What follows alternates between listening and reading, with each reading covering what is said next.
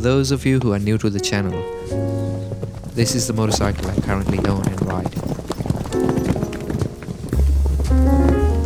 It's a Royal Enfield Hunter, a 350cc single-cylinder motorcycle that pumps out an extremely modest 20 brake horsepower.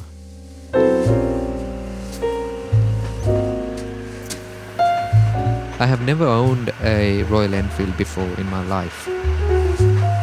However, I grew up in India in the 1980s and the 90s, and I was surrounded by Royal Enfields.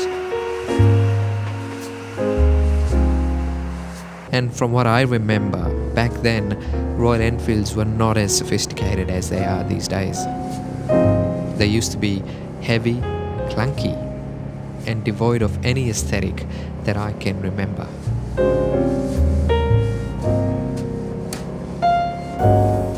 Their only job in that pre-globalization India was to be the beasts of burden and keep an entire population mobile across the rugged, rural and the semi-urban terrains of India. And for those who've used Royal Enfields of the 1980s and the 90s, to kickstart a Royal Enfield back then was a precise art in itself. If you ever, to your peril, rushed the kick, well, you were bound to end up with a scar or a ruptured tissue in your limb. That's how clunky they were. And growing up in India back then, milkmen, farmers, grocery store owners, teachers, priests, and the rank street-side Romeos, they all had a Royal Enfield. Royal Enfields, in my growing up years, ended up being synonymous with a certain kind of misplaced masculinity that was prevalent throughout the communities back in those times.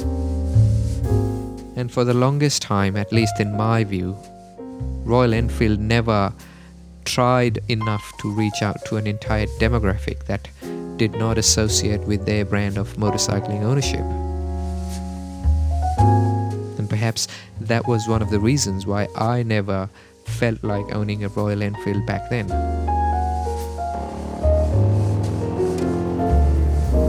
Well, here we are, almost 2 decades later and at the end of 2023, and it seems like Royal Enfields have redefined and redeemed themselves finally.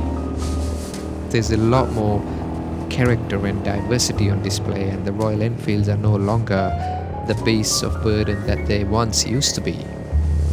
I feel they've held on to their humility while reinventing their aesthetic and their outlook. And I must admit, I went to the Royal Enfield store earlier this year with a lot of skepticism in my mind, but once I looked at the Hunter and I took it for a test ride, I was smitten.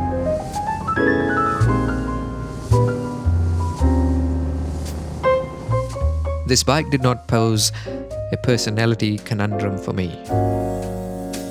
It did not question my muscle strength. It fired up at the push of a button, and its paint job, it spoke to the rebel in me.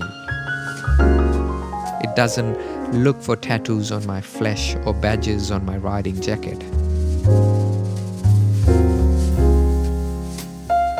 It is a polite, modest but extremely self-assured bike.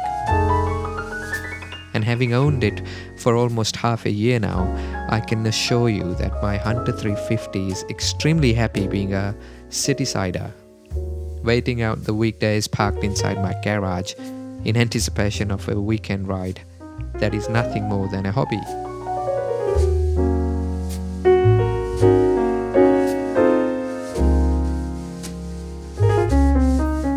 And if you are seeking a more elaborate adventure, then there are other Royal Enfields that will happily answer your calling. And as a migrant to Australia, I feel a unique connection with the Royal Enfield brand.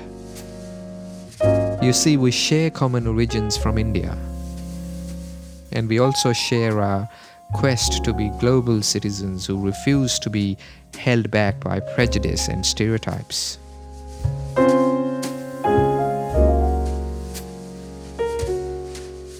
And I understand that at some stage I may outgrow this 350cc single-cylinder Hunter but I think my love affair with Royal Enfields is bound to last now.